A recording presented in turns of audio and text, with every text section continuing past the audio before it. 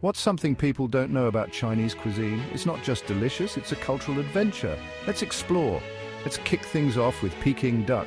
This dish is so crispy and decadent, it's been a favorite since the Ming Dynasty. Next up, we have dim sum. Think of it as a parade of bite-sized delights, each one more tempting than the last. Fun fact, dim sum literally means touch the heart.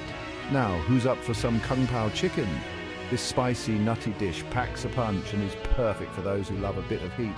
Did you know it's named after a Qing dynasty official? Moving on to hot pot, imagine a bubbling cauldron of broth where friends gather to cook their own meats and veggies. It's not just a meal, it's an event.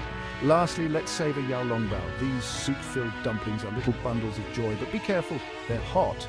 So, there you have it. 5 legendary Chinese dishes that are more than just food, they're a taste of history and culture. Ready to eat?